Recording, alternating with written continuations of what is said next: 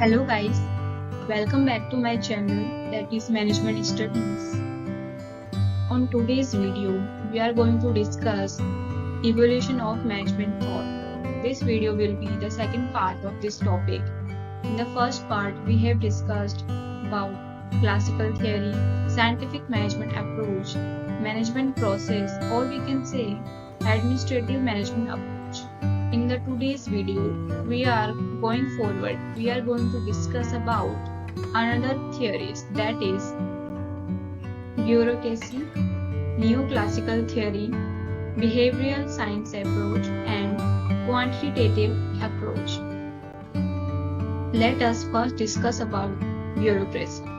This theory was given by Max Weber, who was a German psychologist. He has contributed his views on bureaucracy to the management thought. His primary contribution includes his theory of authority structure and his description of organizations based on the nature of authority relations within them. Essentially, it was Weber's contention that there are three types of authority which are as follows. The first one is rational legal authority.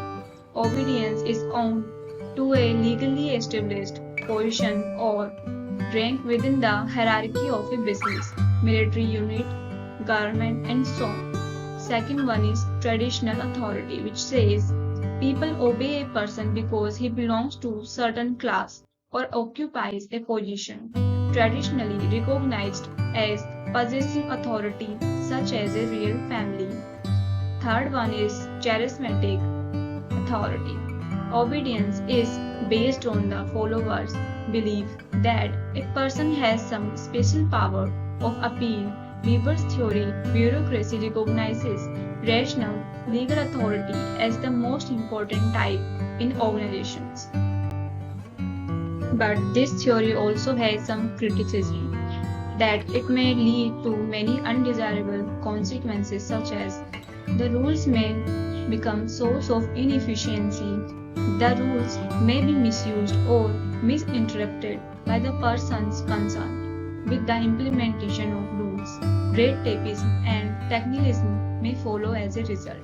Who don't know about red tapeism? It is a standards that we have to follow the formal rules.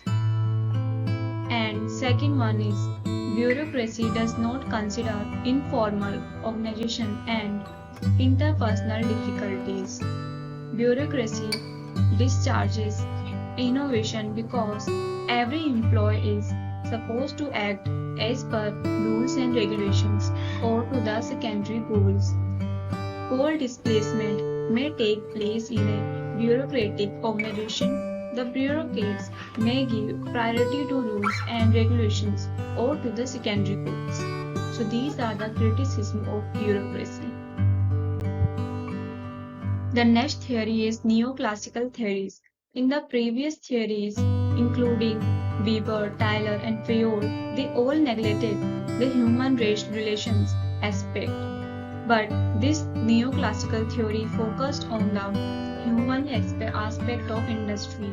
They modified the classical theory by emphasizing the fact that organization is a social system and the human factor is the most important element within it. They conducted some experiments known as Hawthorne experiments and investigated informal groupings, informal relationships, patterns of communication, patterns of informal leadership, etc.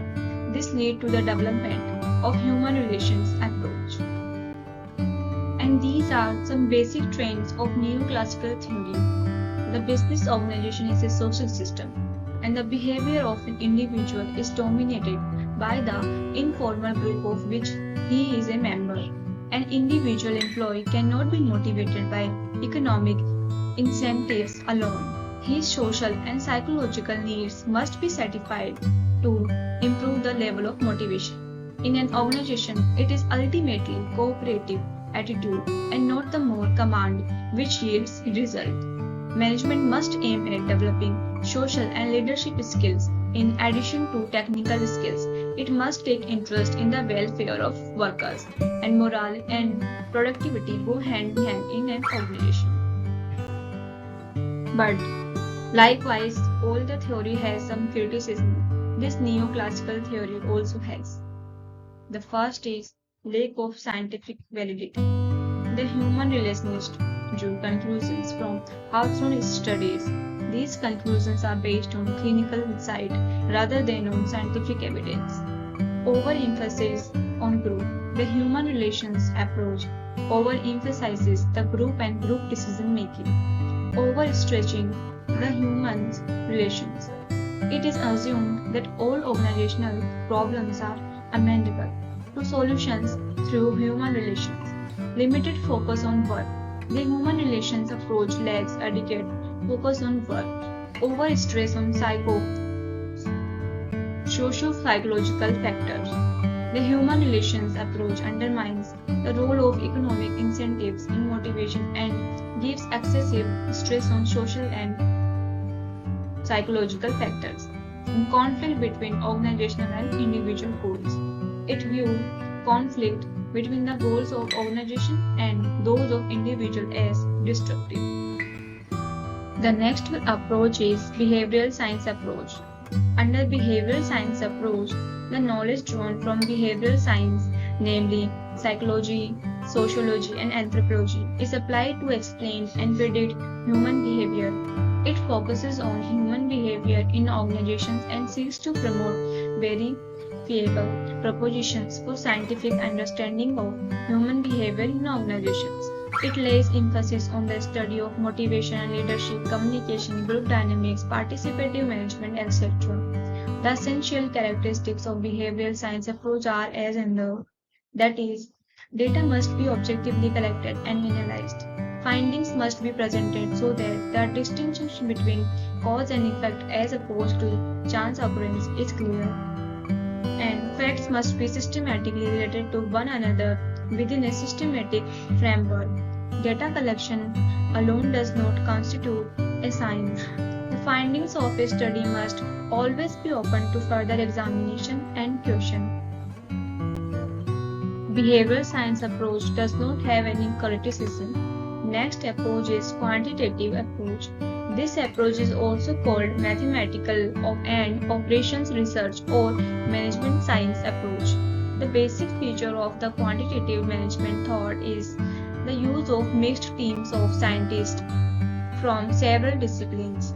This school used scientific tools for providing a quantitative base of managerial decisions.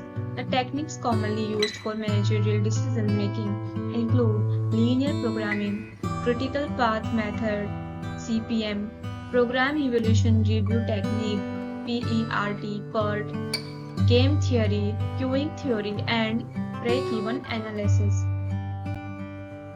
The quantitative approach uses mathematical formulae for finding solutions to the problems that were previously unsolved. The abiding belief of the quantitative approach is that if management is a logical process, it may be expressed in terms of mathematical symbols and relationships. The basic approach is the construction of a quantitative model because it is through the device that the problem is expressed in its basic relationship and in terms of selected objectives.